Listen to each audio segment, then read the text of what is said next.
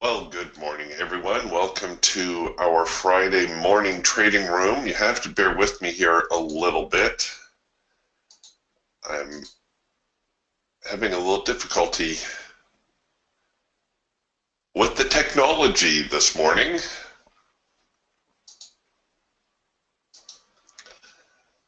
So I was a little bit late opening the room, but you can see my charts are still loading, so we'll have to give that a moment.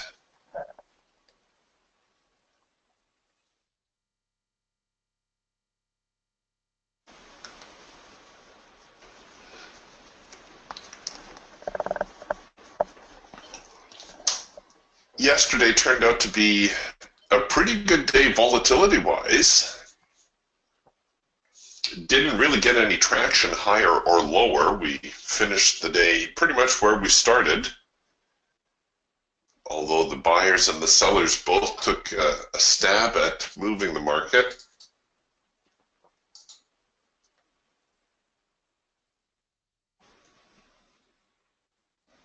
Neither were successful with following through.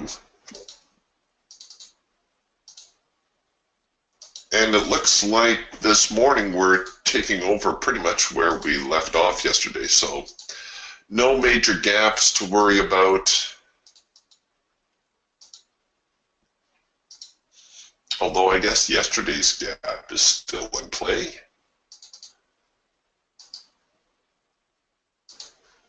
That would be a gap down.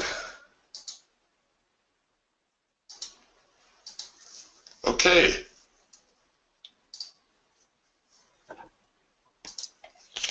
I think I'm ready.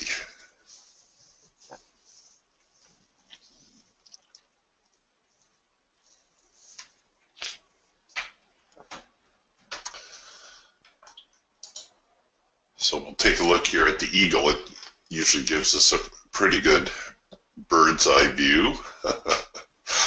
Oh, I know. All right, so the morning session, as I said, was pretty bearish for the most part, and it was looking like the market was going to fall off the cliff there for a moment, and then early in the afternoon, the buyers put the brakes on, had a nice little test of the extreme here, ended up making a rule of three counter trend formation, and then the buyers took it over and rallied the market right into the close, as well as into the Asian session, the overnight, again dipping down and kind of coming back up a little ways. Before we leave this chart entirely, though, I just wanted to show you this whole bottoming pattern, because this is very important.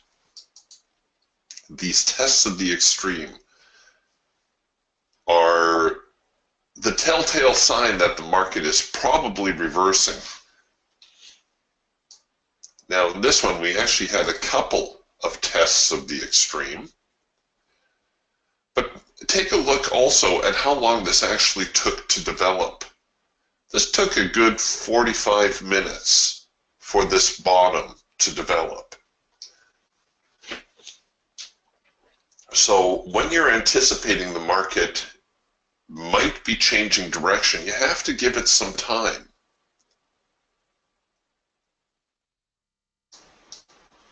But I thought that was perfect. That's a textbook rule of three type formation, and something that you want to keep a lookout for.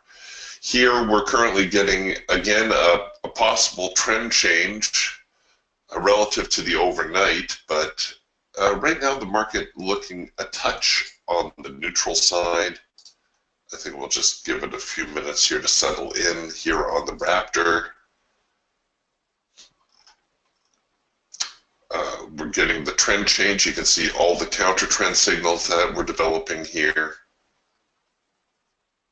And we've produced the cloud crossover, but we're struggling a little bit. So when you see the Raptor producing all these signals here very frequently, one right after the other, that's kind of a sign that the market might be stuck. We may be in a little bit of a sideways range, sideways funk.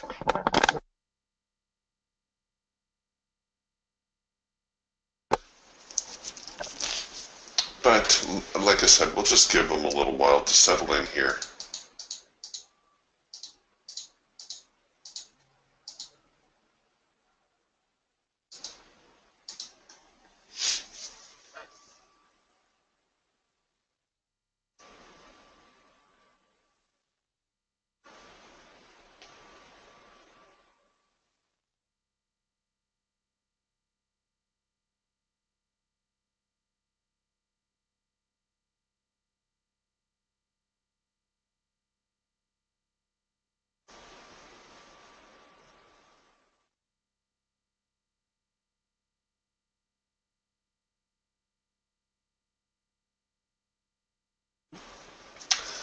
All right, a little bit of a bearish follow through.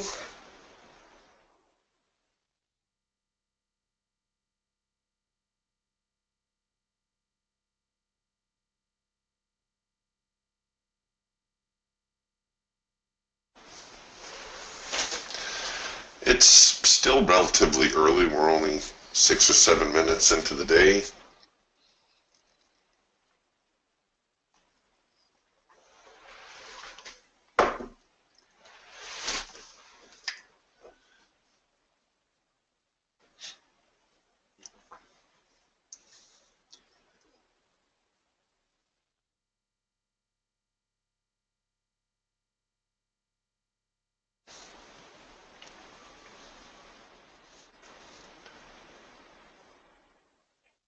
If the buyers are going to reverse the market here,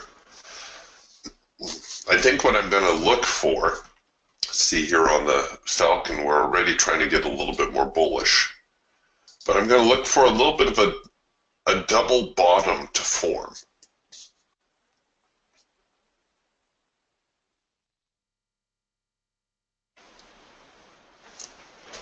And I know somebody's going to write me about the Raptor and say, hey, Eric, how come these signals aren't following through here? How come, you know, my number 3 signal didn't work out, or my number 2 signal, or my number 1 signal? Listen, folks, you got to try to take these things in context, and I understand it's not easy. Remember, there are only 2 market conditions. The market is either trending or it's non-trending. I know it sounds overly simplistic, but it's true. Those are your only 2 options. So if the market is trending, aka trending, then we're going to trade it accordingly. You know, even if you missed your number 1 signal here, certainly by this point, it should start to look like the market is trending to you. This is starting to look more like a non-trending market.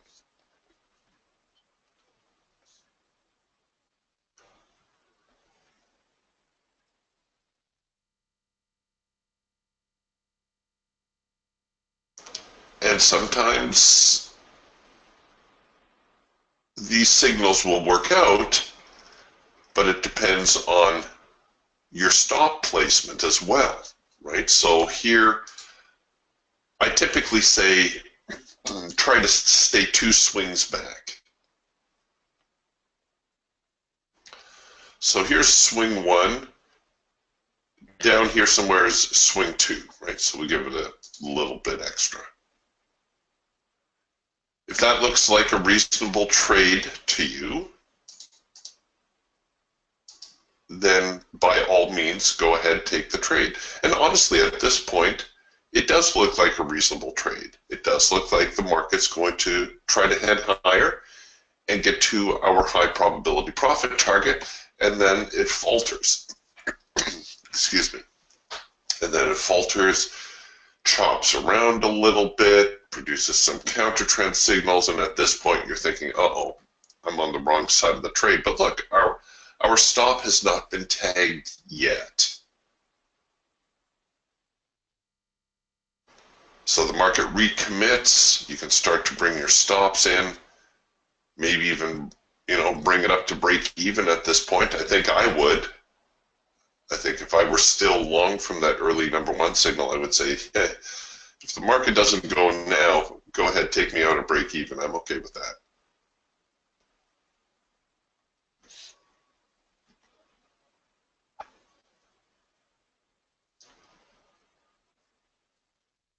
So sometimes that's the solution as well, is you just have to position yourself to hang in there long enough.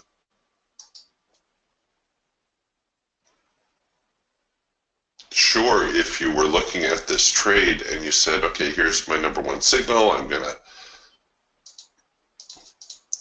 put my stop, right here. The market doesn't go up. Oh, darn it. Stupid Raptor system, it doesn't work. Well, no. That's a little premature. It's a little difficult for any system to respond like that. Many times this will work. Many times we will produce a signal and the market won't look back at all or hardly. And you'll get, some very decent follow-through on the signal. That can happen too, but you shouldn't count on it, not every single time.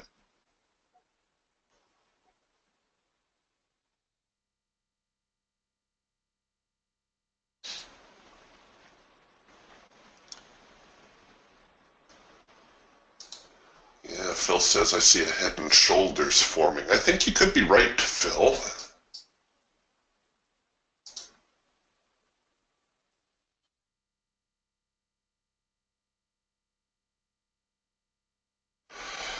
The key is going to be the next shoulder, I think. We kind of have an inverse head and shoulders, or a partial inverse head and shoulders, suggesting the market should head higher.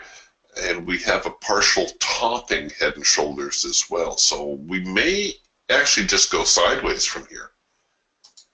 Oh, Mark, you brave fellow. Mark says, I took that late filter entry here near the open here on the Falcon.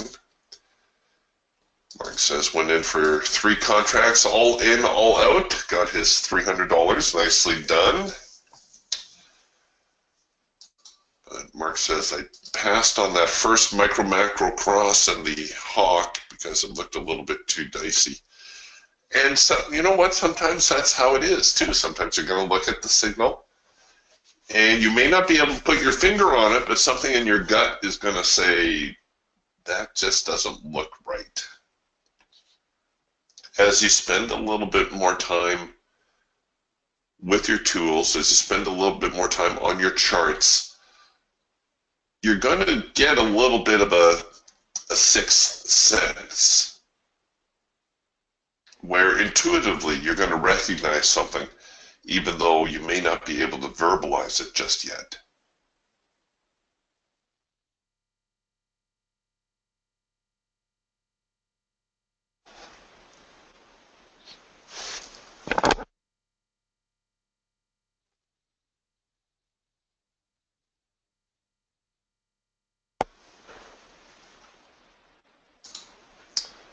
Let's see, Phil's looking at the head and shoulders here, I think. He says from 8:36 Central, so that would be this kind of thing, I think is what he's pointing out. Yeah, I can see that. Nice little inverse head and shoulders. These types of patterns tend to repeat themselves, which is why a lot of times traders are looking for them. They tend to be reliable in suggesting which way the market may go next.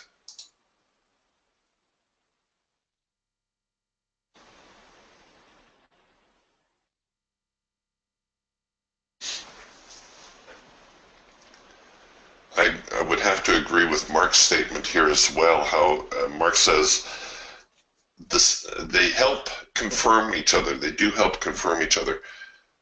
When your charts are in sync, when your hawk is producing bullish signals, your falcon, your eagle, even your raptor, when they're all in sync, it's much easier to trade.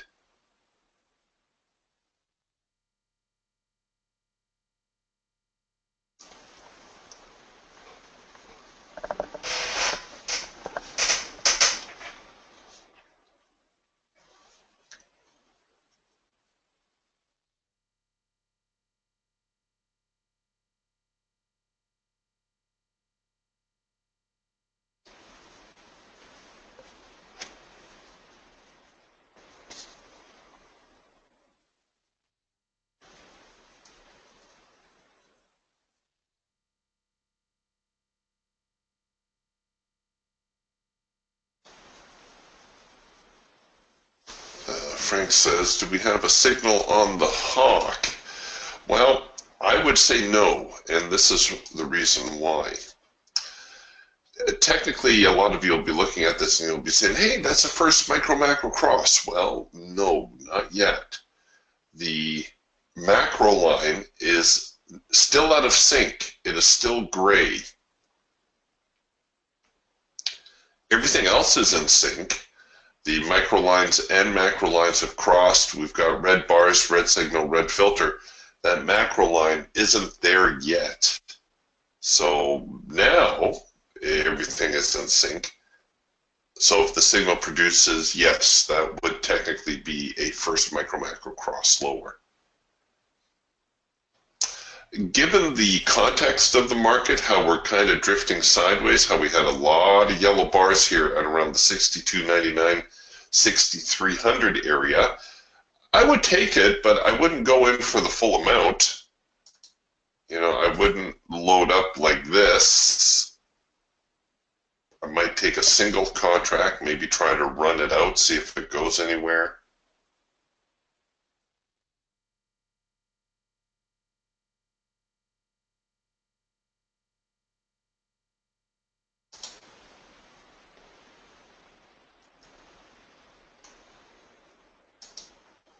But right now, it does look like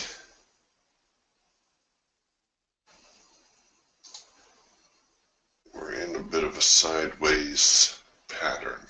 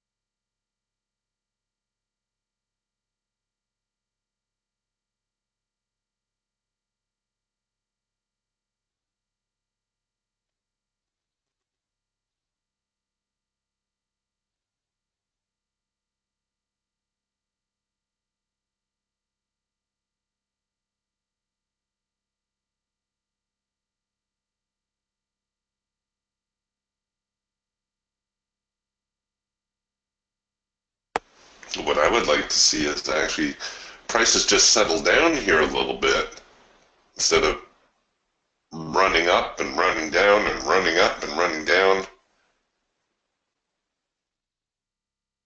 Just to kind of settle in for 5, 10, 15 minutes and then choose a direction.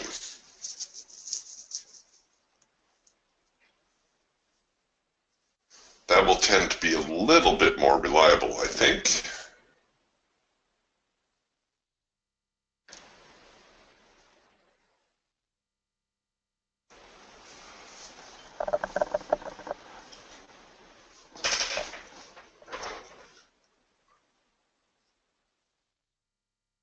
That hawk signal now into yellow bars, so that nixes that first micro-macro cross attempt.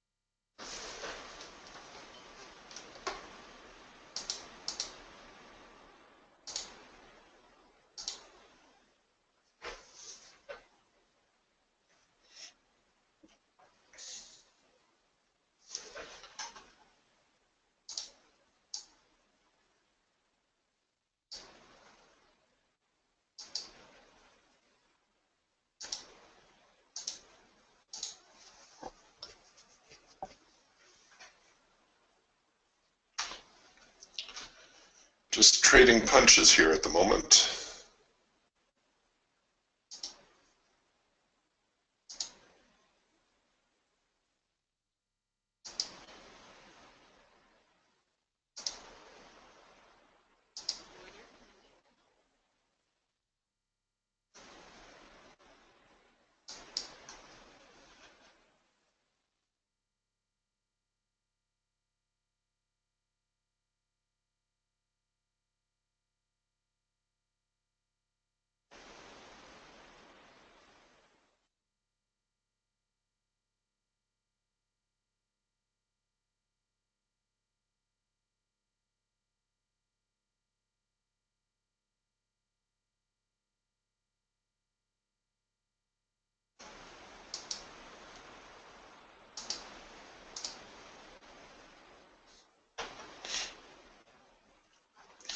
The euro dollar is actually looking a little bit weaker here at the moment. I wonder if that's going to trickle into the NASDAQ stock. We've got not that they move directly together, but they do have a tendency sometimes to actually influence each other. Don't ask me the correlation between the two because I couldn't come up with one, but it's just comes from watching the charts. Sometimes they respond this way. We are getting a trend change signal here in the Falcon. But again, you look at the context here. We did have the long signal payoff. A lot of times if I'll have the market pay off in one direction, I'll stay with that direction or try to give that direction preference.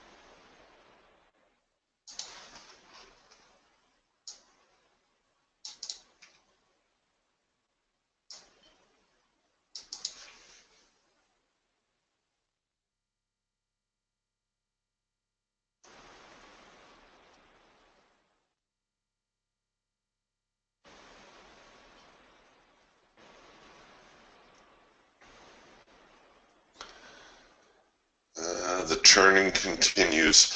While I remember, a quick reminder, there is no trading room on Monday. I am not available this Monday, or at least not.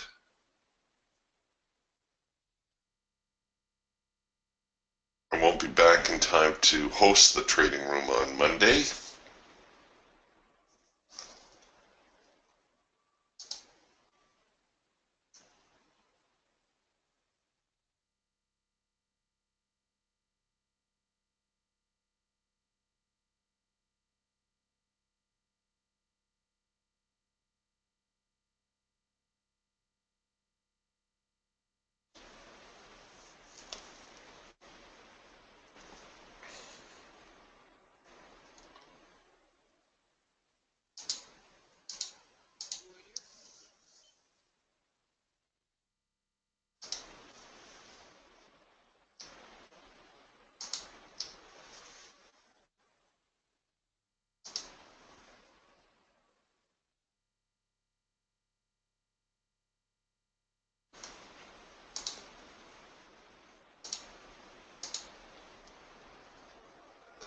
I might have been a little premature calling the euro dollar to the short side because they're recovering a little bit now.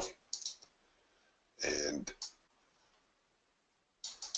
technically, the market did not get close enough to the hard edge to qualify as a hard edge bounce, but visually, it's there. Visually, it's showing something resembling a hard edge bounce. So, and we get a chance at a second push entry on that one also.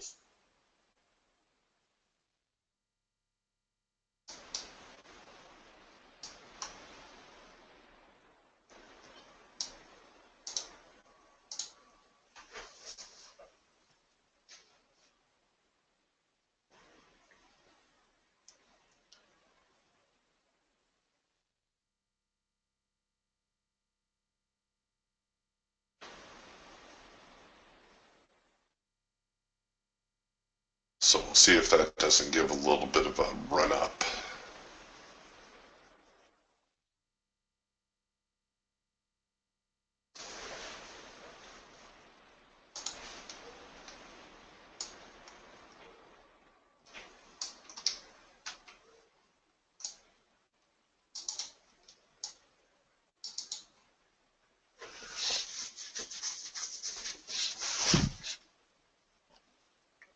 We just keep consolidating here this morning.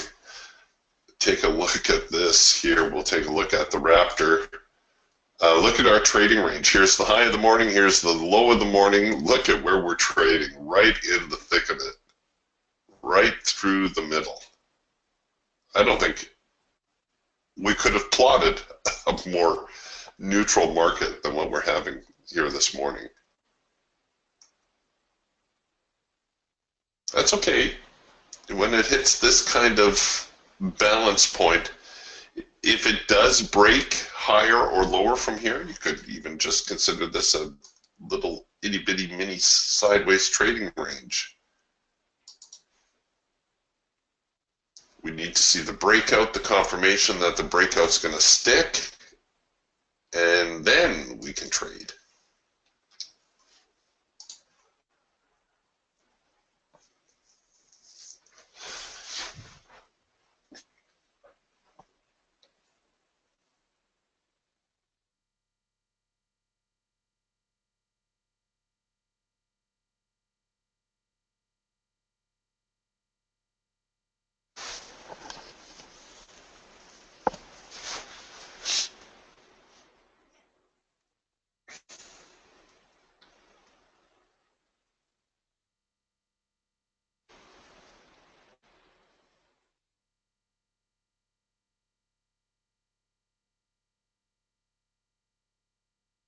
Great question here from Rick.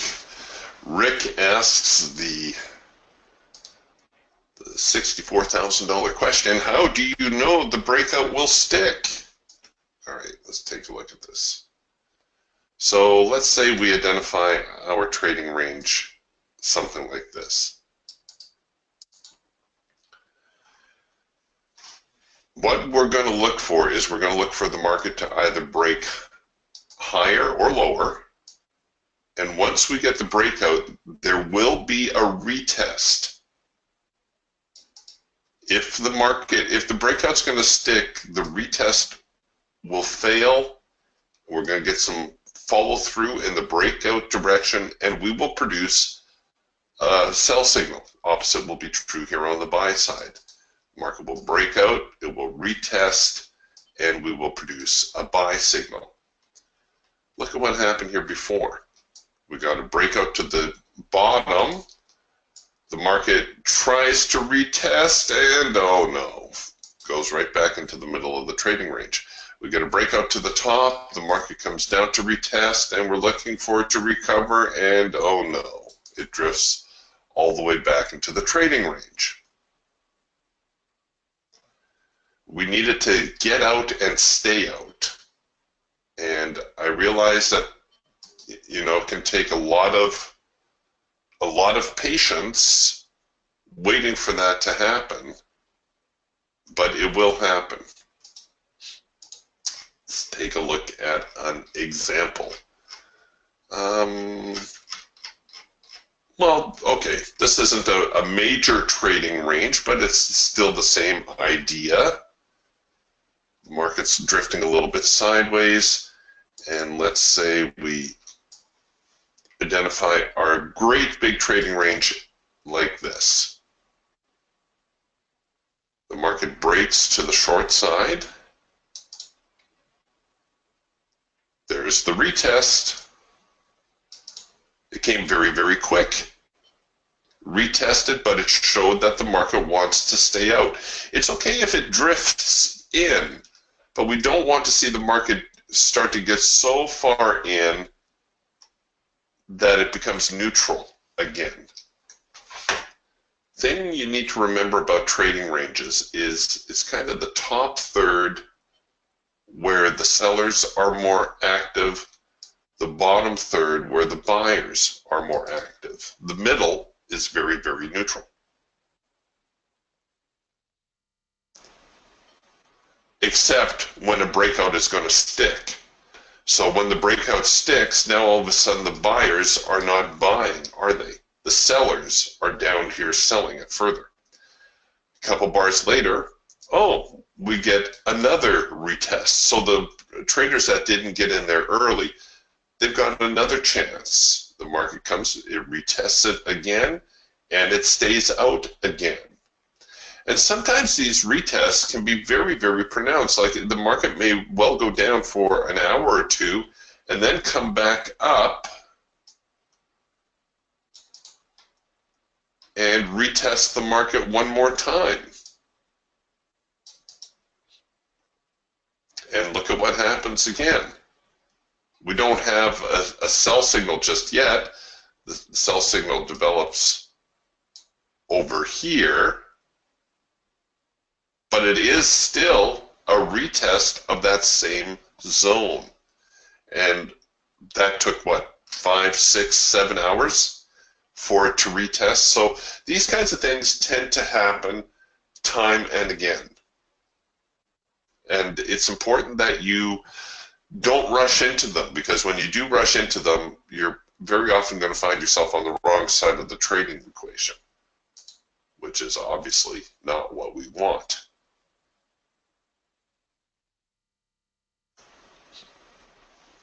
Okay, so while we were looking at that, if this was our little zone here, so we broke out, we retested, we produced a quick, there's our quick little signal, there's our number one signal. You may say, oh, darn it, I missed that one. Okay, well, as you've seen in the earlier example, we're probably going to get another retest.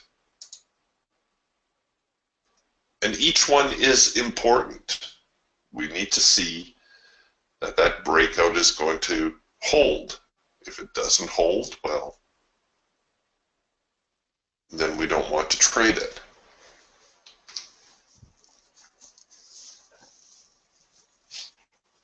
This retest, by the way, should develop into something resembling a hard edge bounce.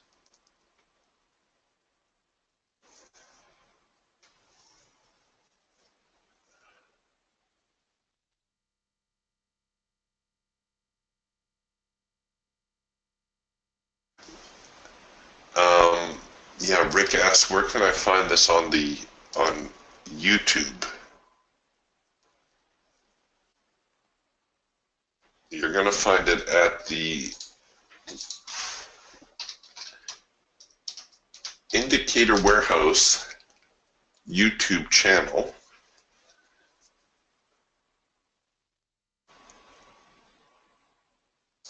And I'll find that for you here in a second.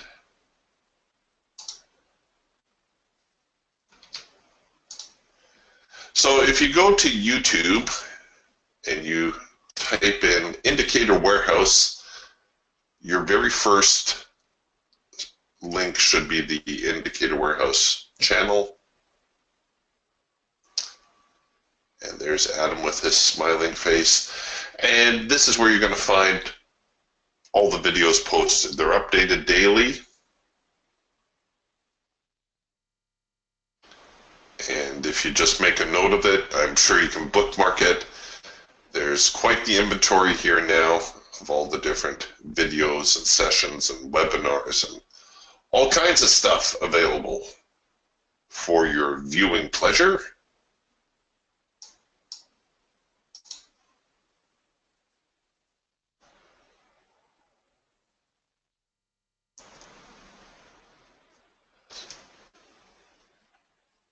I bet you're right, Mark. Mark says, I don't have it on my charts, but I bet you we're at a point of control, which is very likely the case when the market is really hovering or stuck to a particular price point, as it seems we were this morning around the 62, what shall we call it, 97 area.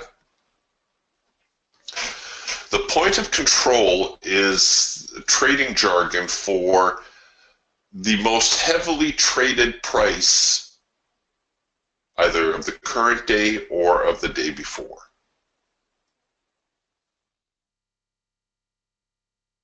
That is your point of control. Named as such because the logic is if most traders traded at that particular price, well, that price is controlling the market.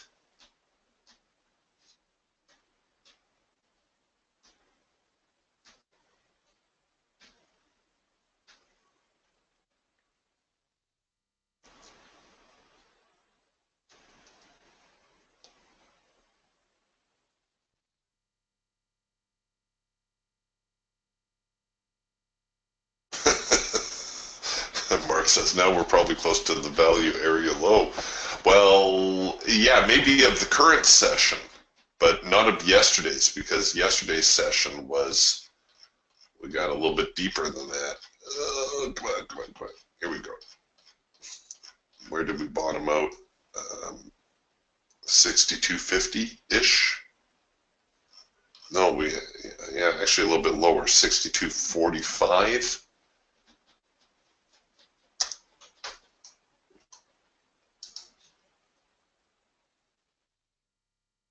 All right, so we're coming back now. We've actually produced a counter trend signal, but having witnessed that breakout, I don't know if I'd be all that keen on doing a counter trend signal just yet. I think I'd be looking more at a hard edge bounce possibility.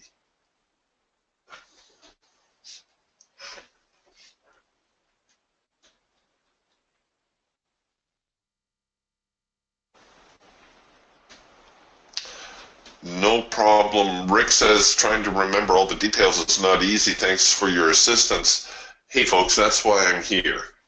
Honestly, ask as many questions as you want. I'll repeat it as many times as you need me to.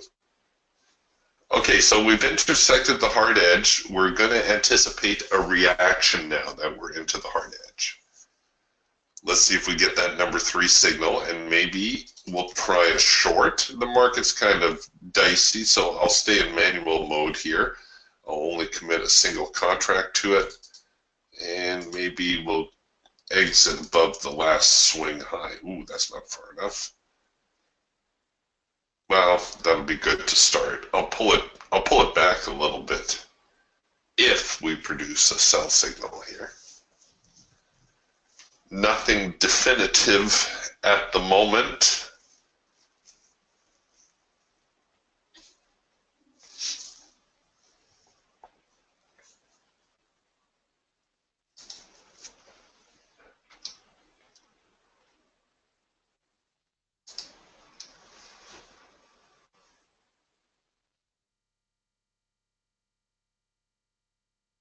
Rather just more of the same.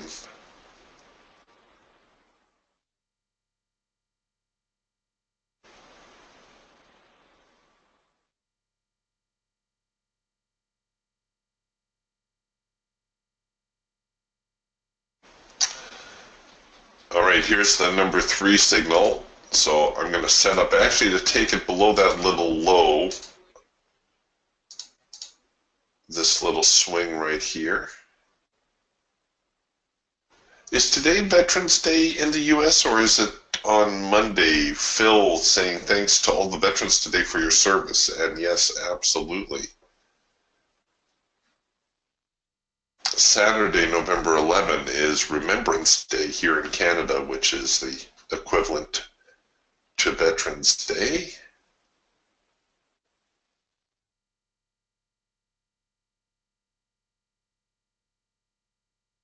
We have a cenotaph here in town with names of all the local men who died throughout the First, Second Korean and Vietnamese wars.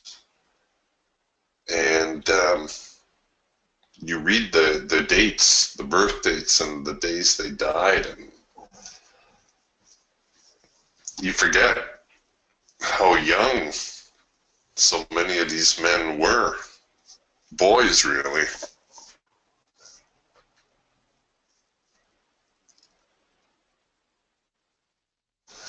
All right, well, the number 3 signal printed, and it actually engaged if we did take it on the hash mark. But again, given the nature of the market this morning, I think a second push entry is advisable just to try to stay on the right side.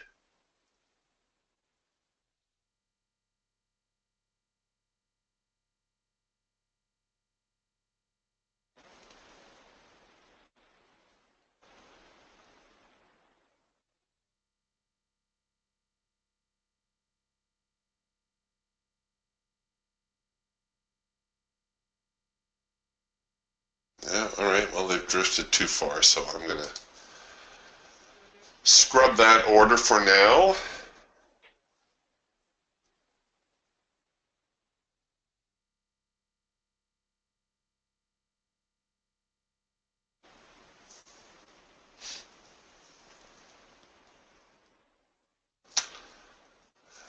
You know what? Scott writes here, he says, good morning, I just turned on, I read the CME was closed for Veterans Day today. What gives? Hold on a second, let me check the reports calendar. That could account for a lot of the sideways trading that we're seeing here. They keep changing the holiday calendar.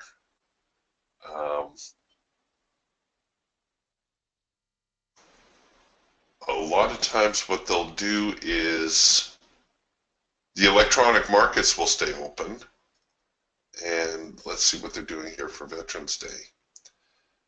Because if you're right, that would account for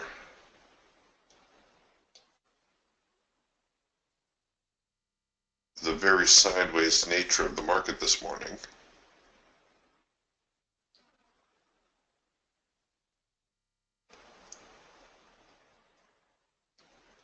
You know, you would think they would make this a little bit easier to understand.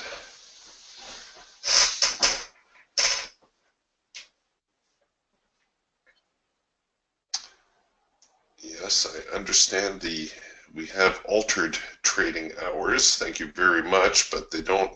See, here's the CME website. You think this is an easy to understand schedule? Okay, yeah, Veterans Day, I get it. It's a holiday. Why don't they just say CME Globex will be closed at these times? But they don't close for all of them.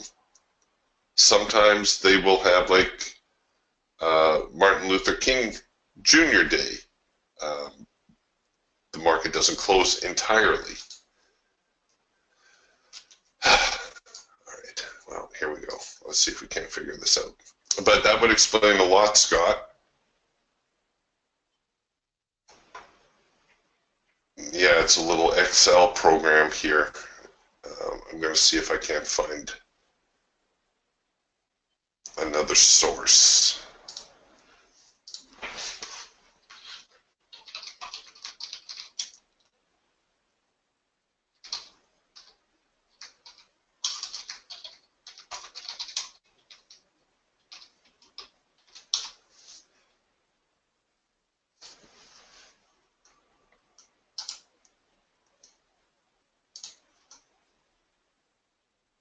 The calendar used to be a lot easier to understand. It would actually say opened, closed. Not anymore. All right, I found a PDF. Here we go. Veterans Day observed. All floor markets open, normal trading hours. Yeah, so it's observed, but it's not observed. Thanksgiving, of course, everything is closed, including the dairy market. Good to know. Christmas Day, New Year's Day, of course, everything is closed as well. Yeah, see, Columbus Day is another one where it's not really closed. See, here in Canada, if we call it a holiday, it's a holiday. Take the day off. Why do you call it a holiday if it's not really a holiday? Oh, well. Okay, so the markets are open today, but they're not behaving, well, they're not behaving like an open market. They're behaving like they did earlier in the week, where we just kind of got a sideways drift going on here.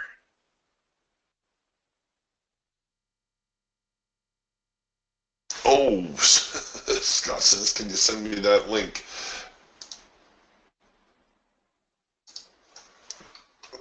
Yeah, 1 second here. 1 second, folks. I just closed it, but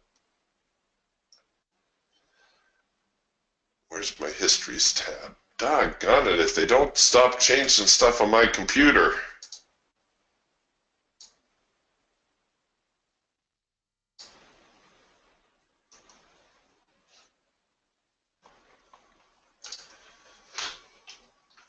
All right, everyone, here is the link to the PDF for the calendar. And otherwise, you could just do a search, holiday schedule 2017 PDF. I'm sure something will come up resembling this.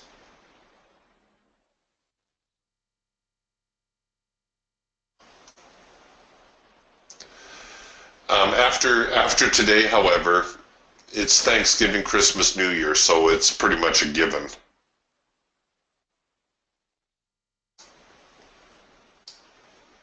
The next holidays are the big ones. The market will be closed. We'll actually we'll close early next week because after Thanksgiving the market doesn't do anything anyway. So after the Thursday, yes, Thursday the 23rd, yes. So we won't be trading the 24th anyhow. Everybody's going to be at the mall anyway.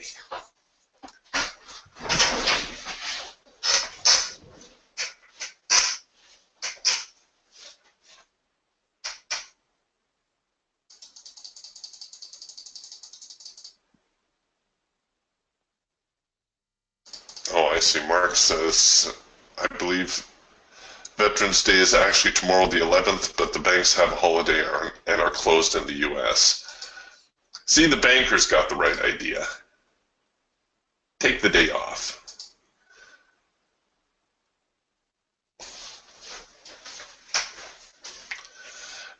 Rick's asking, in time, will a person be able to see when the channeling ended and a profitable trend starts? Yes. What's going to happen, and sometimes this is easier to see on a tool like the Eagle. If you don't have the Eagle, you can make another Raptor chart with perhaps a larger brick instead of an 8-tick brick. I think, is it you, Phil, that is running a 20-tick Raptor as well? But at any rate, you can make a larger brick, and that's going to condense your chart here a little bit, squish it up.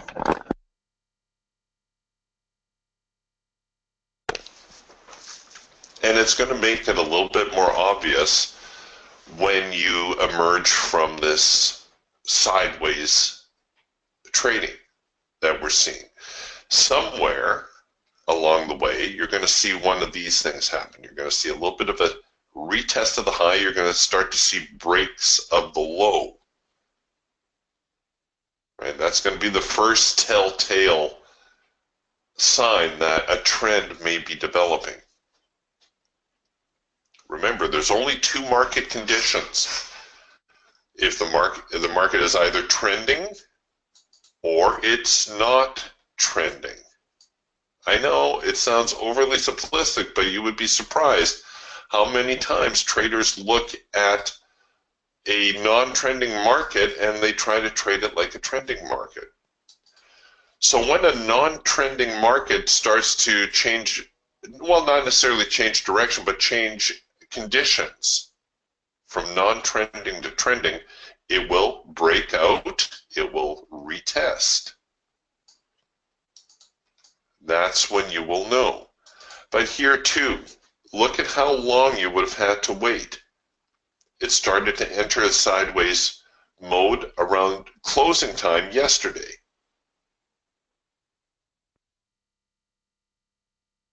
So here we are, good 12 hours later,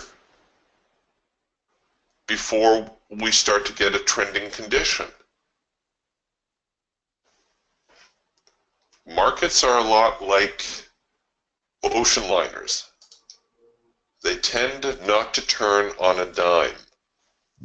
Now, of course, if you're watching a faster chart, these things will all develop more quickly, but if you're looking for the bigger trend, you have to give it a little bit of time to develop. And right now, it doesn't look like we have that, does it? Every time we break down through the low or break up through the high, it's not sticking, is it?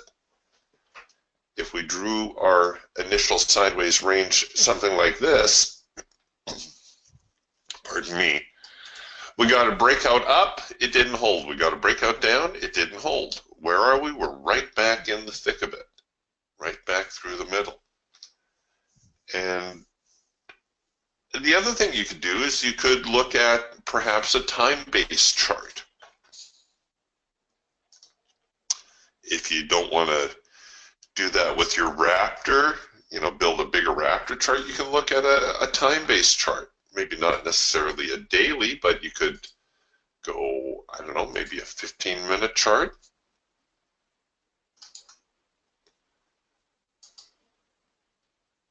And I'll look at just the regular trading hours.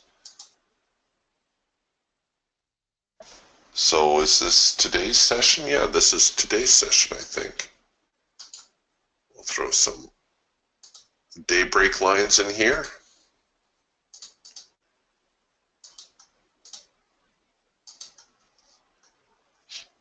So you can see the very sideways nature of today's session. We're not really trading higher or lower. Here was yesterday's session. It looked like we were going to go bullish, then we went bearish, then we went bullish.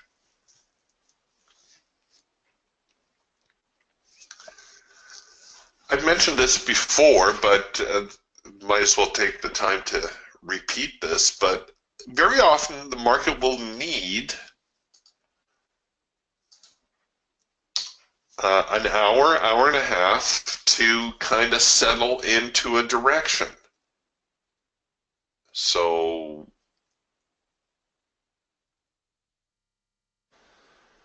let's take a look here.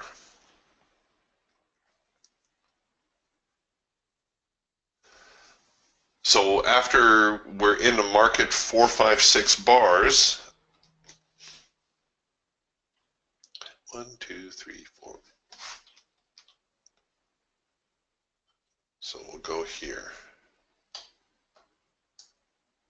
Oops. So this is the first 2 hours of trading. I'm just marking the first 2 hours of trading every day.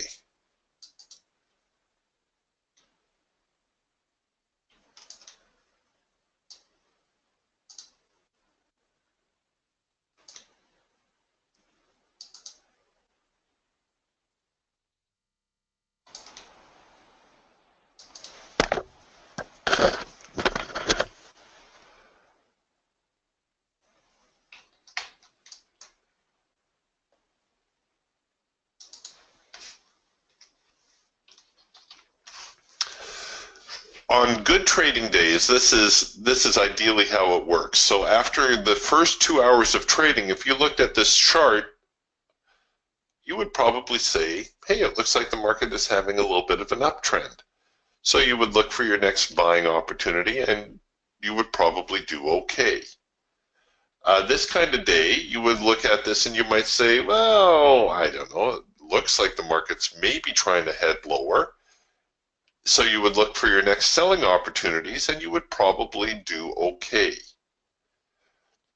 Here, I would have actually looked for a buying opportunity mostly because of that strong first 15, 20 minutes out of the open.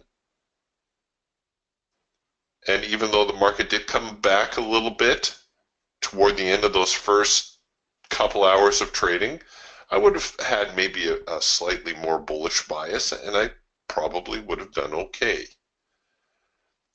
This day here would have been a little bit dicey. Here, I won't, oops. We'll do it like this. So after the first couple hours of trading, which way is the market going? Well, if I take yesterday's session into account, I may give it a little bit more of a bullish slant. So I would probably look for buying opportunities, and I would have done okay. So, you know, this kind of thing tends to repeat. The market sometimes just needs some time. It needs some time to settle in, and time seems to be the one thing as traders we really, really don't want to give the market. But you look at a day like today, that's what the market needs. It needs some time. Yeah, Anthony says we're in a strong uptrend. Well, yeah, on the daily, for sure, we're in a strong uptrend. Right now, I think we're just dead flat neutral. We keep testing intermediate highs and lows and just not going anywhere.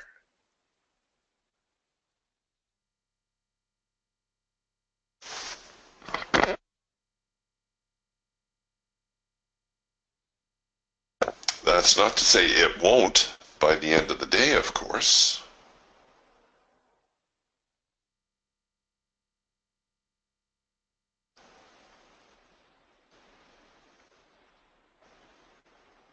Rather than at the moment, we're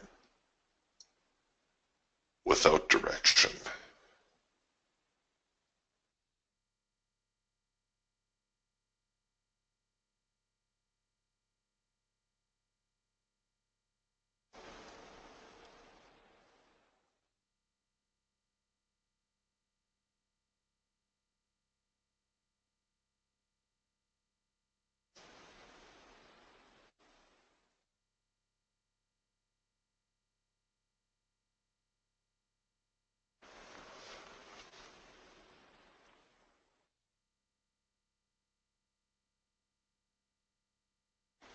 And quite frankly, I can't see this changing anytime soon. The market seems perfectly content to continue in its sideways drift. Oh, we are getting a first micro macro cross to sell, and we're getting a cloud crossover to short.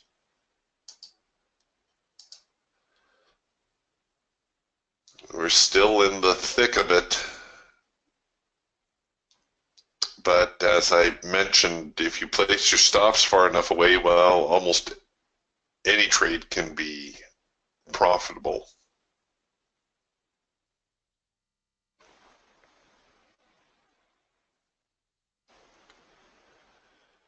We should not see this many alternating signals.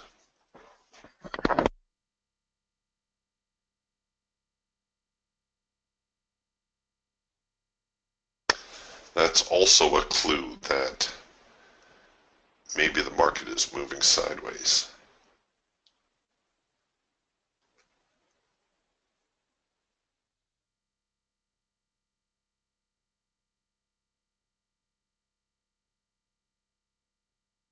Right, back to the bottom end of the trading range.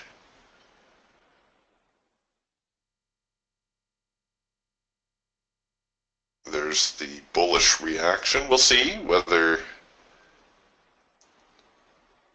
prices react here and recommit to the short side.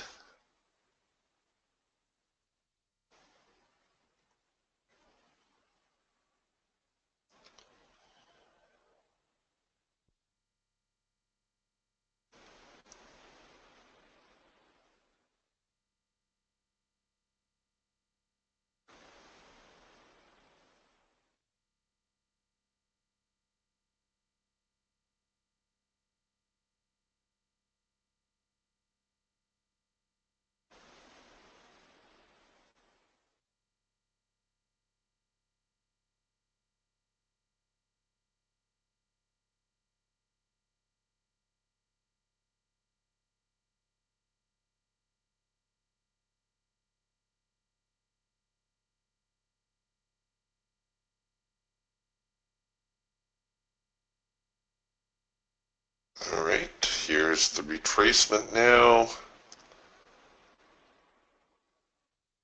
I would love to see a hard edge bounce. That would be ideal, but I don't know if we're going to get that far along. Here on the Raptor, we're already producing warning dots, the Falcon, the Hawk, oh, and the Eagle. Actually, all three were in sync for that sell signal. I didn't catch that earlier. Would have made it more inviting to try to short that. If we are going to get something resembling a trend, though, we're getting a follow-up signal here. Don't have the signal yet, just the warning dot, but I can anticipate that the signal will print. It's going to print right there, 62.85 quarter. A few extra ticks, I could take it below the low. That would probably enable me to get by with a tighter stop.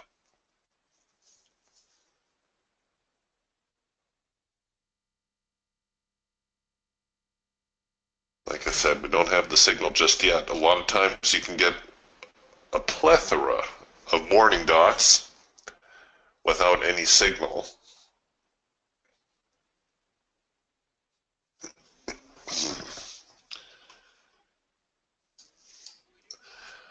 Oh, really? Oh, shoot. Oh, see, that's what happens when you don't wait for the signal to print.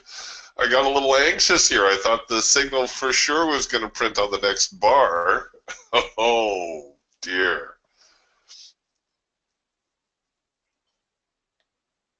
Uh-oh. Don't have the signal yet, but it is looking a little bit on the bearish side, so maybe I'll get lucky. Looking for the sellers to jump on here one more time. Did we print a signal anywhere else to make me feel better? Oh, well, we got a Hawk signal, but it doesn't qualify as one of our Hawk signals. And now we're getting the retest to the hard edge.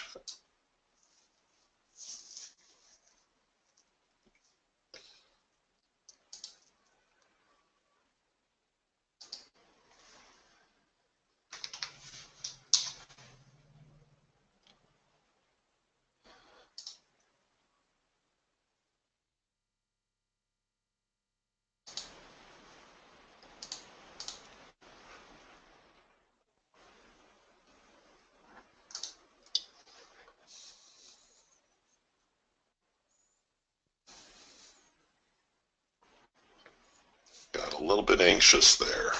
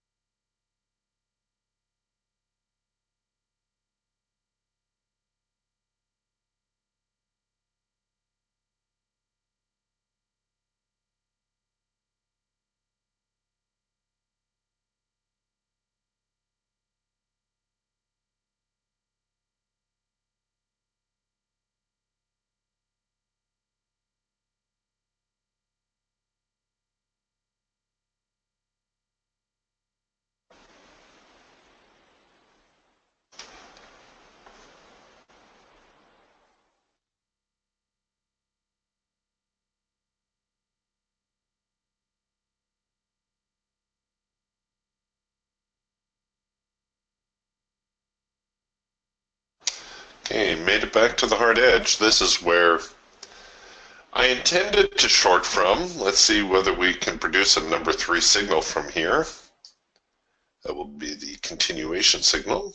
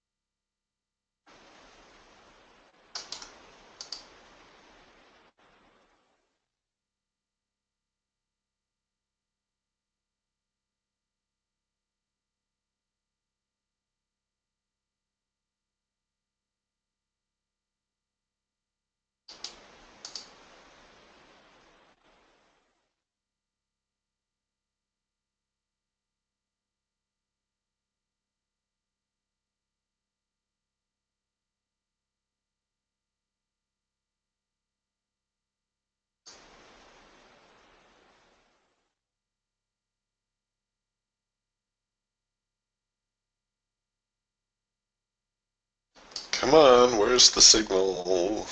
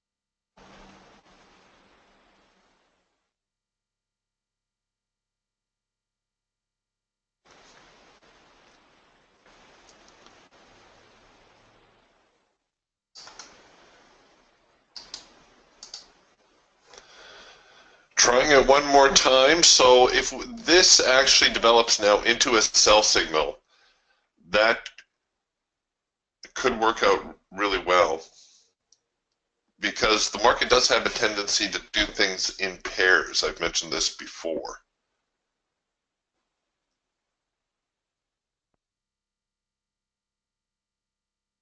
If it trades higher from here, however, it could be a little bit difficult.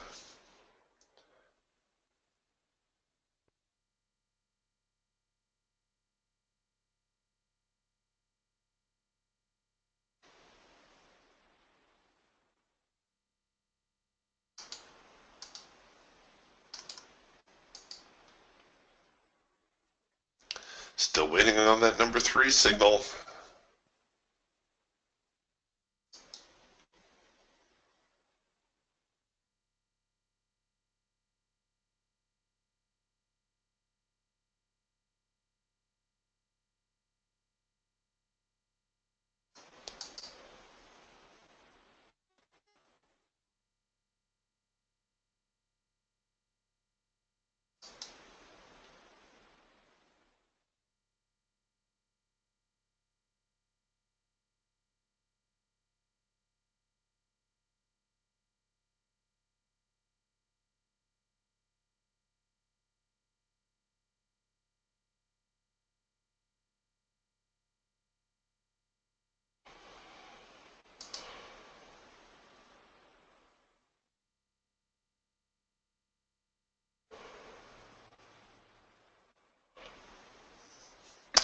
Now getting a counter-trend signal instead. Well, it's my fault for not waiting for the signal to develop before I took the trade.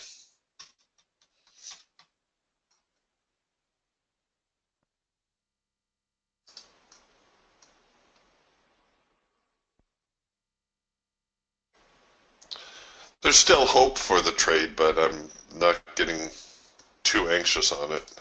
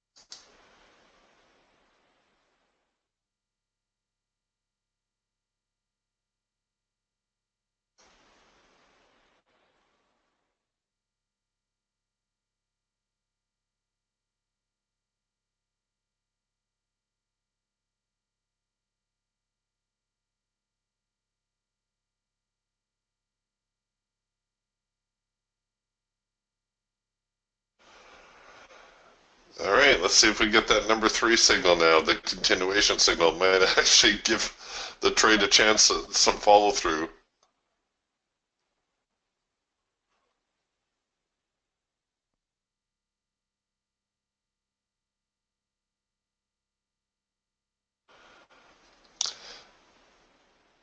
What did they say? I'd rather be lucky than good. So, I might need a little bit of luck on this one.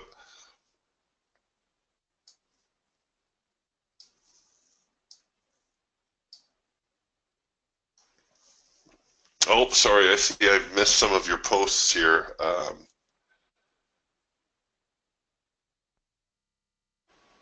Oh, well done, Peter. Peter writes, "Good morning, Eric. Yesterday was quite a volatile day. I was first day trading at 7:30, as now I am 2 hours earlier than my Toronto time. Yesterday, I made a total of $1,600 on 3 trades. Nicely done, Peter. Way to go. The V-shaped pattern really gave me the opportunity to stay in the market and max out my profit. I just kept moving my stop loss until the market took me out. Again, I must compliment you on this. Trade management is king." And that is so true, folks. You know, once you get a handle on your position sizing, not risking more than you can afford to lose, that makes a huge, huge difference to your success.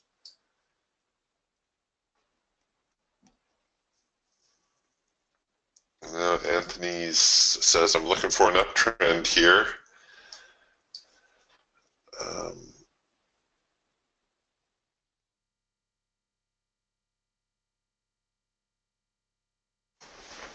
Peter asked, "I also run a 20-tick just to get that longer time frame. What is your longest value that you would use? I do not trade off the 20-tick value."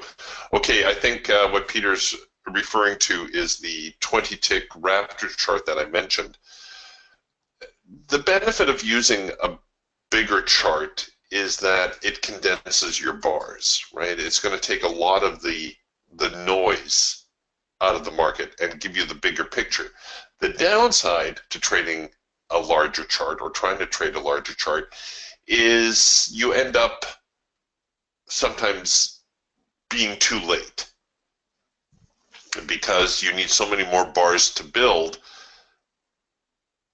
It doesn't really offer trading opportunities. And Peter says, I don't trade off the 20-tick chart, which is advisable. You know, you would take your signals off of your other charts. But to look at a bigger chart just for the sake of an overview, I don't think there's anything wrong with that. What is the largest value I would go to personally? Actually, I've never really experimented with anything larger than the 12-tick on the NASDAQ. I will run, you know, like a 5-minute or 15-minute chart sometimes alongside to give me that broader view. Let's take a look here. Where's that 15-minute chart that I just had?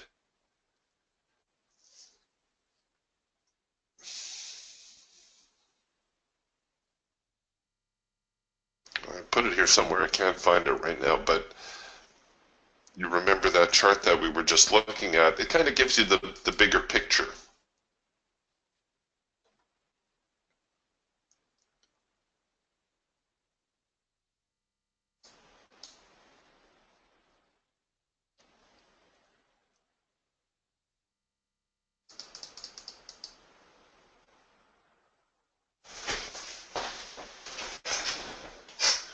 Okay, hold on. I see I've missed a couple of questions as well.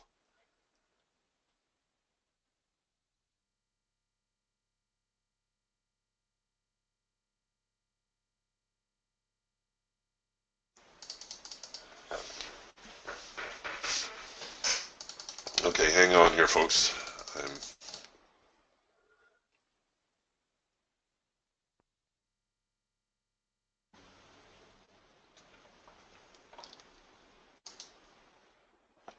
Okay, Rex says, says, I've got the Raptor 2.0 and having difficulty in understanding it. I think choppy markets are partially confusing me as I try to maybe make a move on a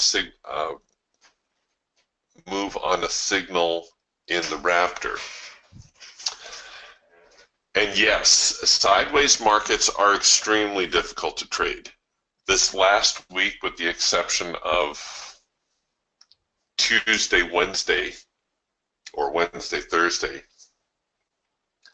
it's been a tough week. And actually, the last couple of months have been difficult trading as well. I've had a lot of people reach out to me these last few months and say, hey, Eric, what's going on? Why am I having such a hard time trading?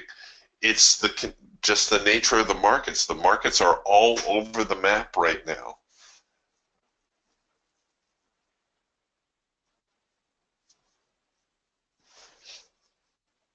So it isn't just you. The market conditions are confusing. They are difficult. Rick's asking, what are you calling a micro-macro crossover? Okay, that's a signal that's unique to the Hawk micro scalper. It's this signal right here. We're actually producing another one right here. It's the first signal, or the first in-sync signal, that develops after the micro line, that's a thin one, crosses the macro line, that's the fat one. So when the lines cross over, this is the first signal where everything is in sync. We've got red bars, red trend lines, red filter, and you can see we got some pretty good follow through. Here now we're printing a signal in the opposite direction, which is not really the sign of a healthy market either. We don't want to see the market flip-flopping back and forth. But that's the first micro-macro cross. It's a signal that's unique to the Hawk. And I think if I didn't address it already, I saw somebody ask me earlier regarding the cheat sheets that we have for the Falcon and the Hawk. Someone was asking, do you have one for the Eagle as well? Yes and no. I've done the screenshot. I actually haven't gone and labeled it just yet. But the Eagle signals are pretty straightforward. We have our trend change signal, which occurs when the clouds change direction. It's the first signal that is in sync. We have in the case of a downtrending market, we have the green bar sell, which is not to be confused with the green bar sell on the Hawk, which is a weak signal. It's actually a pretty strong signal when it develops on the Eagle. It occurs when the market gets into the hard edge. We start printing green bars in a downtrend, but then we come back with a sell signal. And that tends to have some follow through. Oh, well, okay, not today, but normally it tends to have some follow through. And then we have what we call the rule of three signal, which is the counter trend signal. Again, as with all counter trend signals, you first need to have a trend, and then you're going to start printing signals against the trend on the other side of the trading band. Normally, it's after that third signal that the market actually has a little giddy up and starts to go the other direction. Here's a green bar sell that actually worked out, hit the hard edge, and continued lower. So those are your basic Eagle signals. And I will get around to it one day, but please, if you get confused about your Eagle signals, please ask.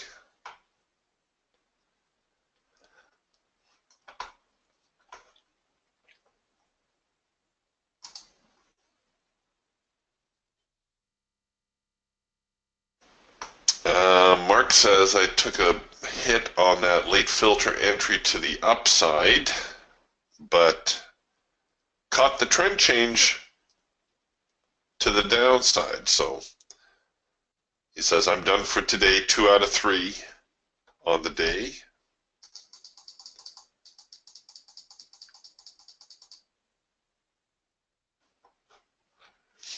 Okay, 1 second here. I'm going to build the daily chart because Rick's referencing his daily chart. I must have closed it.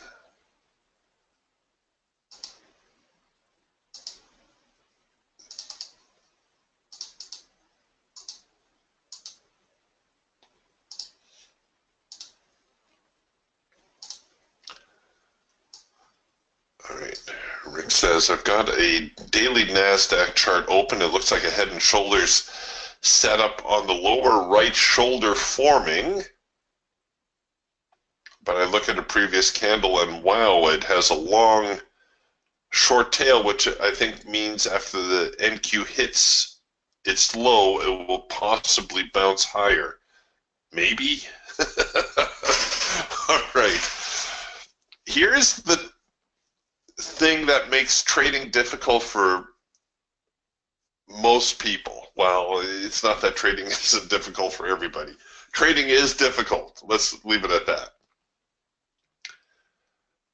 But you make trading more difficult when you try to predict what the market will do next. I always used to say, what's the difference between a trader and a weatherman? Well, the weatherman tries to predict what will happen. The trader reacts to what is happening. So sure, you may look at this and you may say, there's support right there, big long candle, the market comes down, hits that, it's going to bounce. Yeah, it will. I can guarantee that it will bounce. I cannot tell you how high it will bounce, but I can guarantee you there will be a reaction there. In fact, a lot of traders will be sitting here with limit orders at 62.50, just looking for that opportunity to buy in and maybe take $50, $60, $100 out of the market. And that is a perfectly viable trading strategy. Then they'll try it again down here, and they'll try it again down here, and they'll try it again down here, and so on and so forth. To me, that is a more difficult way to trade than to look at what the market is doing and try to react to what it is doing. So for instance, the other day we had our trend line drawn like this, and we had another trend line like this, and we said, oh, it looks like if the market gets up here around 63.50, we're probably going to see a little bit of a reaction. And sure enough, we did. Could I guarantee that would happen? No, of course not. But just the way things were shaping up at this point, it looked plausible, right? A lot of traders would see the same thing. The market hits it and comes down and starts to recover. Well, now this trend line is no longer really valid, is it? Now it's like this. So what's likely to happen? Well, what's likely to happen is if the market breaks down below this trend line, it may get to 62.50, it may not, but the buyers will react again.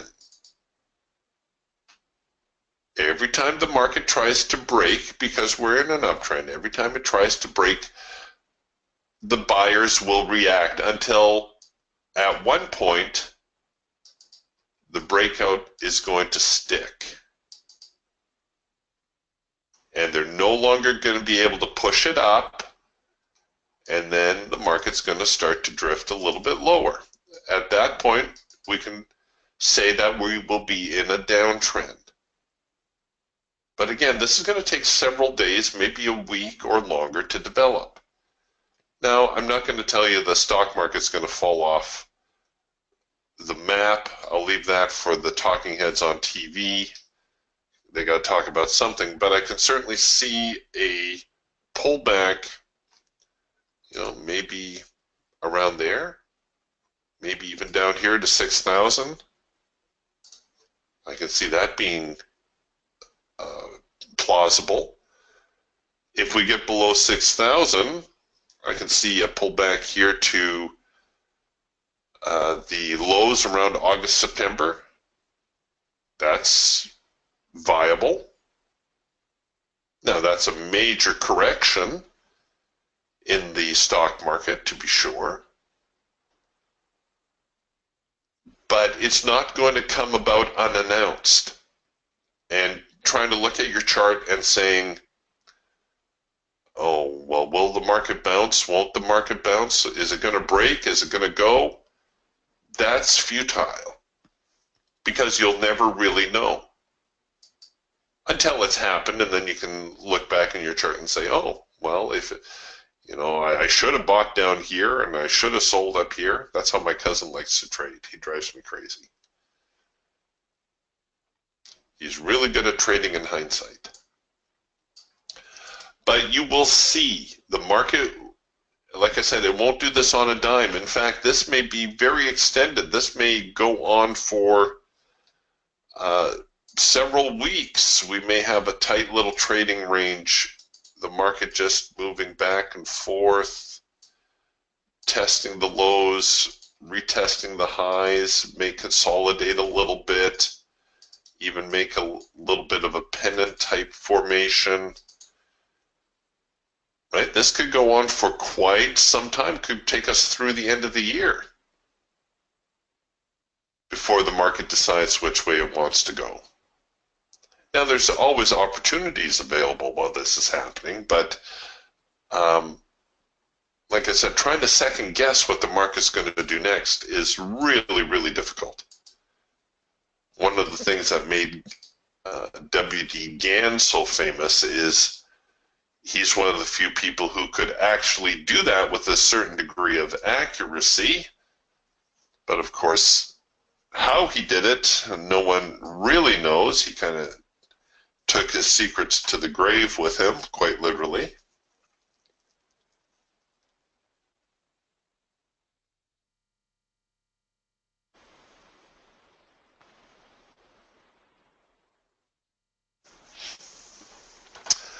Scott says, I can't count the number of times I set up a first micro-macro cross to trade, and I can't hit the submit button fast enough and the market goes past me. All right, two things you can do about that. Number one, when you see a first micro-macro cross, rather than set up the trade this way, just go to your buy or sell market button, wait for the signal to engage, and then hit your buy market or sell market, whatever is appropriate. The other thing you can do is you can go into manual mode, and depending on what your normal capitalization is, whether it's 1 or 2 or 3 or 5 contracts, preset that, and then just quickly go boom, boom, submit. Right? Don't worry so much about where your initial stop is. Just go click, click, click. So you get the trade on, and then you can adjust your stop once the trade goes live. That'll be a little bit faster than actually trying to set it up and then find the right stop loss and then hit submit. Your fastest entry, however, will be your buy and sell market buttons. That will definitely get you in the fastest.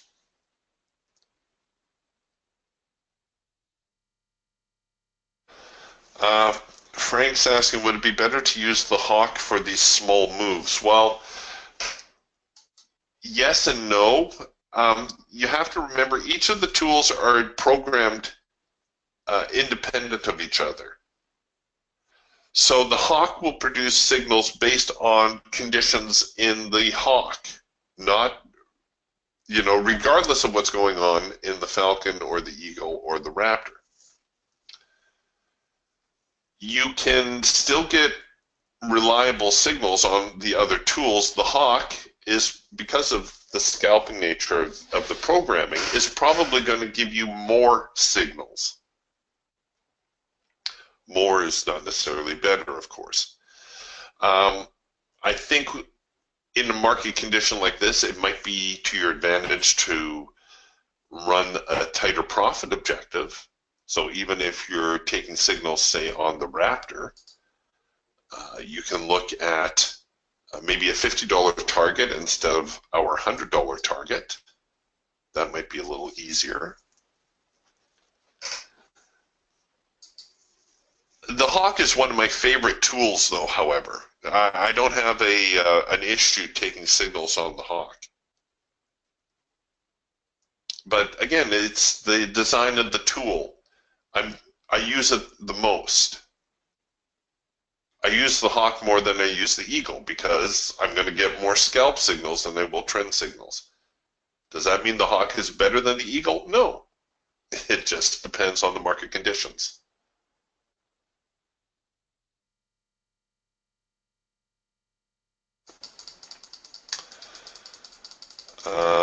Rick is asking, what keywords should I use in the YouTube Indicator Warehouse site to learn more about the Indicator Warehouse Trade Manager? Well, I would type that in exactly like that, Indicator Warehouse Trade Manager. And I think you'll get a whole lot of videos. The Trade Manager is one of these things too. It's a relatively easy piece of software to use once you use it. Like most software, just use it. You know, it's like I watched my grandson with a new video game. Instructions? Yeah, right. He just plays with it for 15, 20 minutes and, oh, okay, well, that's how this works. Oh, that's how that works. Just go into sim mode and see what happens if you have, you know, your swing high-low strategy enabled and you hit buy market. See what happens. Or see what happens if you go into, you know, whatever. If you hit, oh, let's see what happens when I hit click targets. I do this, I do that, and oh, look, I can set a profit target. Just play with it a little bit. Honestly, it's a really simple piece of trading software. Very sophisticated, but very simple. One thing I will show you that trips up some people is the fixed strategy for your stop losses. Let's say I was looking to go long and I want to trail a stop 20 ticks off the low. Hey, why is it displaying my stop loss on the wrong side? Well, it's because the fixed strategy actually uses a moving average to try to figure out what side of the trade is going to be the low and what side is going to be the high. So if this happens to you, you may have to throw a minus sign in front of your value. And then when you click accept, you're going to see that it flips it around. But that's usually the only thing that throws people for a loop, is that fixed strategy, and it will print on the wrong side. The other thing that sometimes messes them up is when they use the OCO order. They'll click OCO, and then they'll go here to set prices, and they can't get an OCO order, and they wonder what's going on. It's because the OCO function does not use this component down here. When you're on OCO, you're going to right-click on your chart and select your buy and sell prices. And you will notice that these orders are live the moment you put them on your chart. And so you can pull them into where you want them to be. And then, you know, watch and see what happens when one side gets filled. Oh, I had a stop enabled. Oh, it looks like I have a stop loss. Oh, I have a break even. My auto break even is enabled. Oh, but I don't have a profit target. No, you won't. When you're in OCO, your profit targets need to be set manually. If you want to set a profit target, maybe you just want to have a runner. All right, so those are the only two things that really are not self-explanatory on the Trade Manager. Is the OCO function. You need to right-click, and on the fixed tick strategy, occasionally you may have to throw a minus sign in front in order to get the stop strategy on the right side of your trade. But other than that, you're just playing with it. Honestly, it will make sense as you use it. Now, if you would rather watch the videos, that's good too. There's some good information on the Indicator Warehouse website about the importance of position sizing, the importance of using a tool like the Trade Manager. But as far as using it, yeah, just start playing with it. See what the preview button does. I'll give you a hint. It allows you to look at how different stop strategies would perform, and then see what happens when you hit the accept button. See what happens when you try to pull your stop away while your indicator tab is still enabled. And the next bar forms, and your stop is automatically snapped back to where your strategy is. See what happens when you turn your trail indicator off. All right?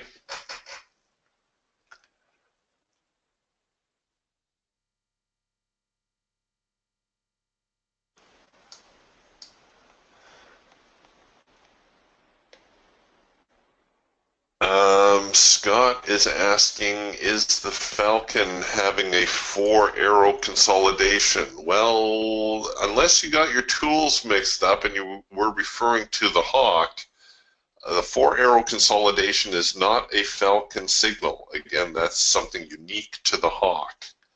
The Falcon did have a trend change signal. So we changed the trend line, changed color. Here's the move that changed the trend line. Here's the counter move. And here's the move confirming the new direction. There's the signal. So there's the trend change signal. Here was the trend change signal to the short side. Here was the trend change signal to the long side. If you were referring to the Hawk, a 4-arrow consolidation tends to have a bull or bear flag shape. Now, I suppose technically you could say, well, 1, 2, 3, 4. There's my 4 signals, even though we don't have 4 arrows. I would rather view that as a first micro-macro cross. A 4-arrow consolidation is a consolidation pattern. It tends to have the shape in an uptrend of a bull flag, and in the downtrend it's going to have the shape of a bear flag. And that we would look for 4 signals, 1, 2, 3, 4, and the market will tend to move on that 4th signal.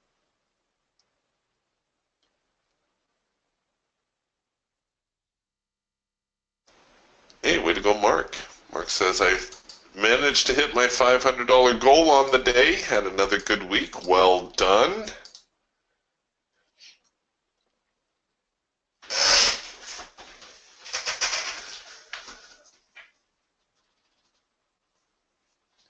Frank is asking, can we filter out some of the bad signals on the Falcon? Yes, absolutely you can. How do you do that? Well, first off, concentrate on your high probability signals. If you don't know what those are, you can, I do believe this is at the members area of the website. If not, you can email me and I will send it to you. Where are we? So these are the 3 high probability signals that we focus on with the Falcon. We have the trend change signal, which is a high probability signal. We have the late filter entry signal, which is a high probability signal.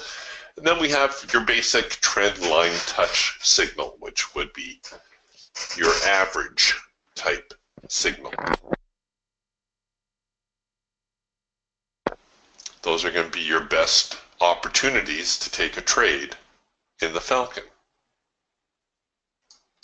You focus on those, pay attention to the context of the chart, and you will probably find yourself on the right side of the trade more often than not. But unfortunately, the signals are not 100% accurate. So every once in a while, you may still get stuck on a bad trade.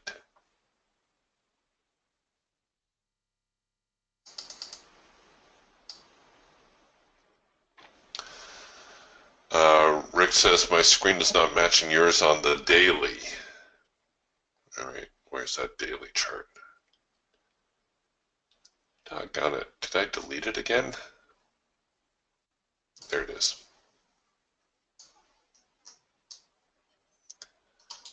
Well, let's take a look at the data.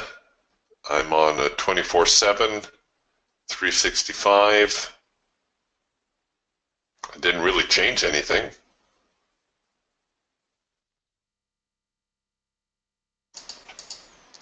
I don't know if it makes a difference if I go to regular trading hours. No, not really. I'm using kinetic data. Sometimes that makes a difference.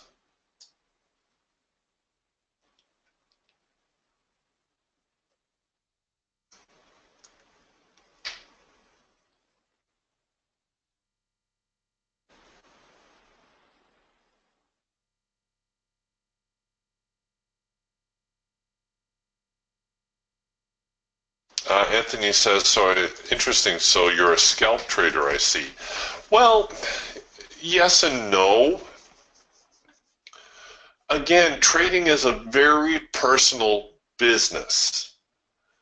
People always, when they come to me for coaching, they want me to say, do this, do that, do this, do that.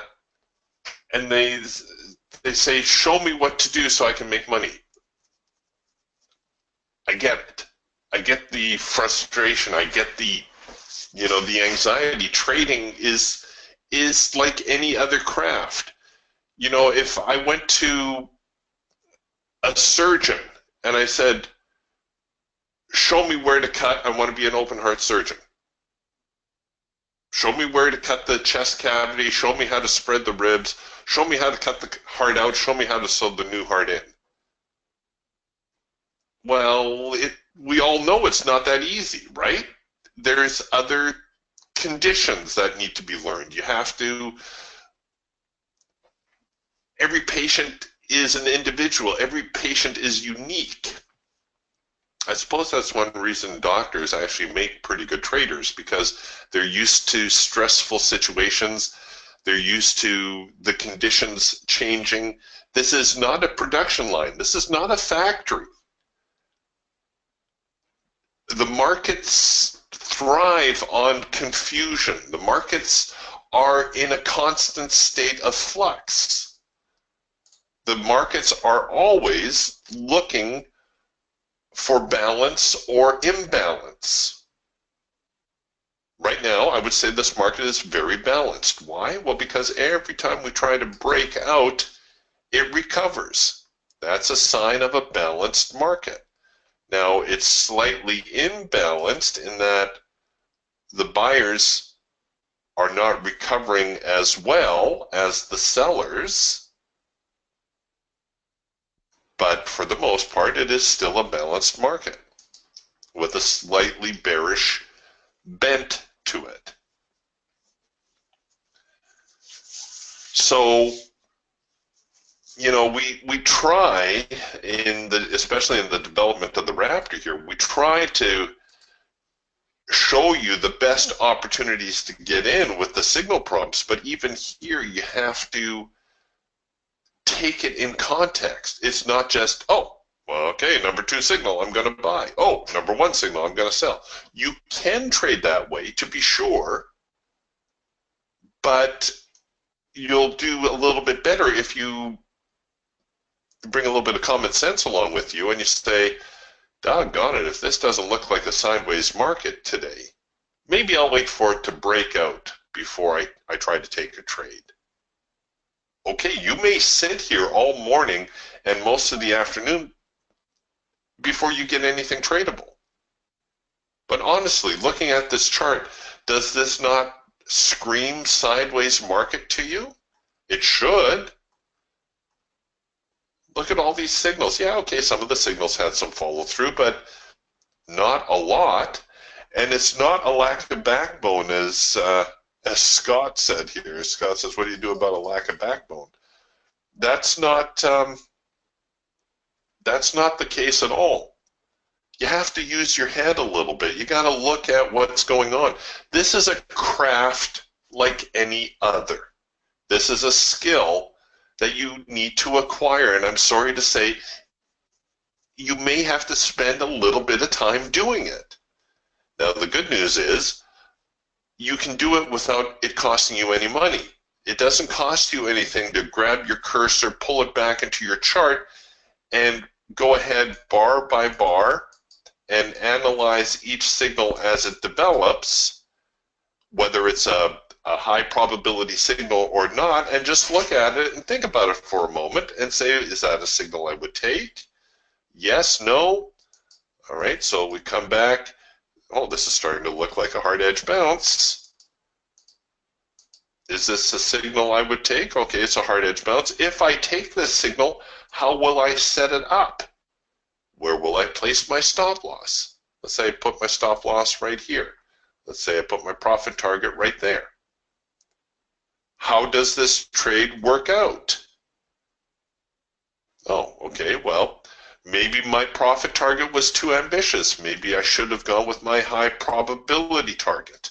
So let's try that again. Maybe I needed to go with a scalper's target. Or maybe my stop loss is just too tight. You get to roll your chart forward and you get to say, okay, no, that was just, why did that signal not work? This is actually a good learning exercise. When you get a trade and you've tried a couple different scenarios, you look at it and you say, oh, okay, maybe my stop was too tight. Maybe I should put my stop back there. And it still doesn't work out. All right, this is an excellent learning opportunity. Take a moment, look at your chart, and say, why did that signal not work out? Did I miss the trend? No, it looks like it was an uptrend. Was it not a viable signal? No, it was a viable signal. What's wrong here? Well, I would say 13:05, that's 10 minutes before the close. I would say that signal failed because you're trading into the close, which is not advisable. Okay, so you've isolated why that signal may not have worked out. So, okay, note to self, I'm not going to trade the closing minutes of the session. Okay, you can feel a little bit better about yourself. You learned something. And that's how you learn to trade. So you go on to the next signal, and you can see, yeah, okay, I took that signal, didn't take that signal, whatever. If you're only going to be looking at the hours that you're trading, then you can, fast forward to when the market opens again, which is right about here, and you do it all over again. You play your chart forward, you look at your signals as they develop. Okay, here's a signal. Do I take it? Don't I take it? And so on it goes. And you will be amazed how much you can learn in a very short time.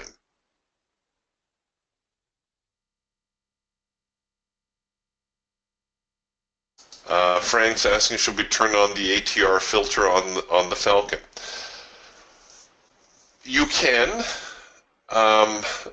Look, folks, if your objective is to keep tweaking your system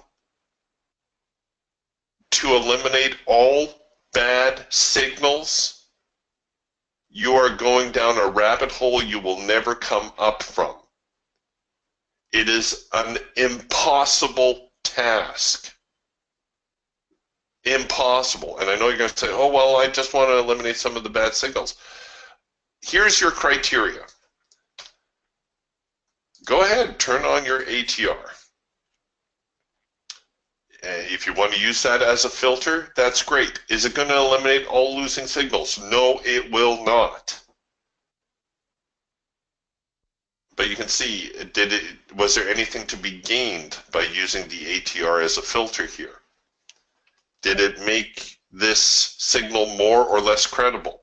Did it make this trend change signal, oh, sorry, wrong one, this one, more or less viable? Does it make this trend change signal more or less credible? No. You still got the signal, even without the ATR filter on there. Right? So don't think adding more stuff to your chart is going to make you a better trader, because it won't take you long before your chart starts to look like this. And I see it all the time because people lose their focus. It's not, here, sure, let's just throw a bunch of stuff on. It's not about tweaking your system. It's not about, let's just throw one more on here. Here we go. Your objective is not to perfect your trading system, or hopefully your objective is not to perfect your trading system. Hopefully your objective is to make money. Do these indicators have value? Sure they do.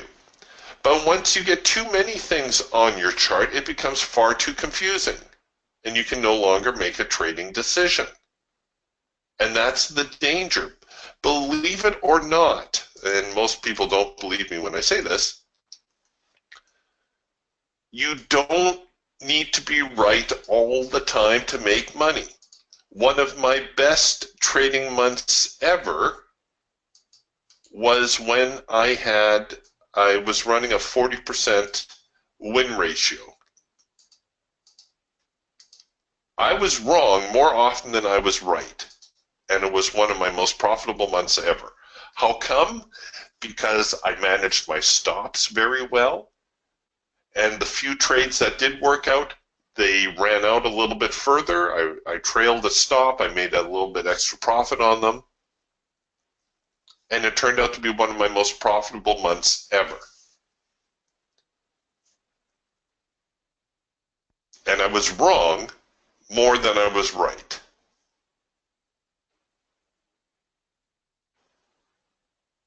Yeah, I know what you mean here, Frank. Frank says, I mean the ATR level inside the Falcon. Would that be a good ATR level? Sure. The bottom line is, does it help you make a trading decision? If the answer is yes, by all means, go ahead, use it. I know a guy who likes to use fast stochastics, of all things. He's the only guy I know who trades with fast stochastics. I don't even know what his settings are. But this helps him make a trading decision. If it helps you, go ahead, by all means, use it. If it helps you to put the ATR on here,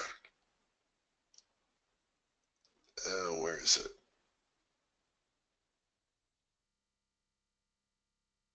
It's around here somewhere. There it is. If it helps you to have the ATR on there, go ahead. Fine, use it. That is not the answer to your success.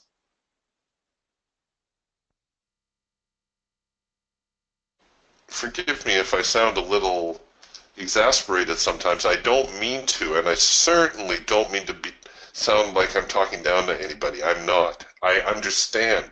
This is hard. This is frustrating. But if your objective is to tweak your system to avoid losing trades, you can tweak from now until, as they say, the cows come home. You will never tweak out every bad trade. It is an impossibility. Even the high-frequency trading firms that everybody makes such a fuss about on Wall Street, they burn through their trading software within the week. That's how quickly the market adjusts to what they're doing. And they have some of the brightest mathematicians and strategists, and I'm not even going to call them traders because they're not traders. These are mathletes. These are people who understand probabilities.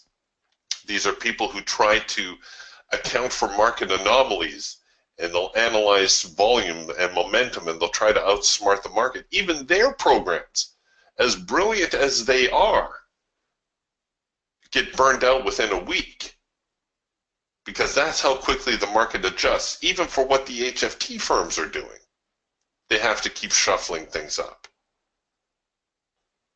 And, you know, they boast about the money they make. Don't think for a moment they haven't been getting killed in these sideways markets, because their programming doesn't know enough to stand back and say, there's no trend here.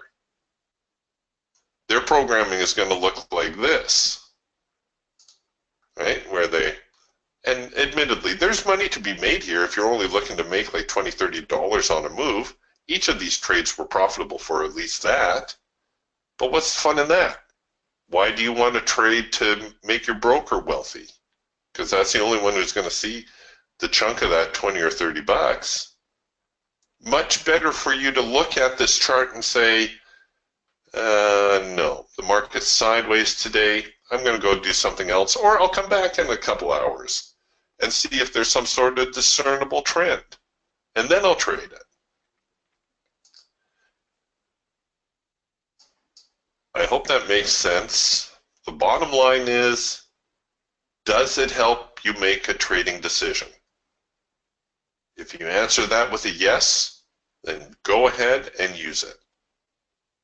If it does not help you make a trading decision, get rid of it, because it's not going to help you, and it's probably just going to end up confusing you. And I get it, there's a certain amount of comfort with having a bunch of lines on your chart. It's like a, you know, cozy blanket you wrap around yourself when all your indicators line up.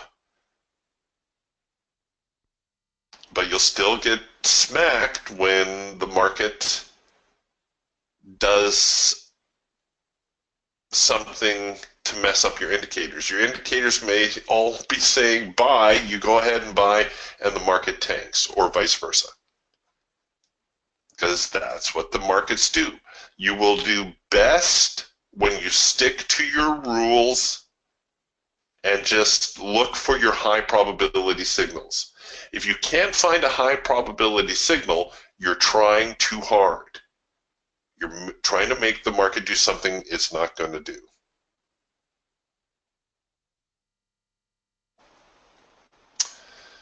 All right, boys and girls. Well, I kind of talked your ear off here this morning. Have yourselves a wonderful weekend. Remember, no trading room on Monday. I'll see you on Tuesday. Bye for now.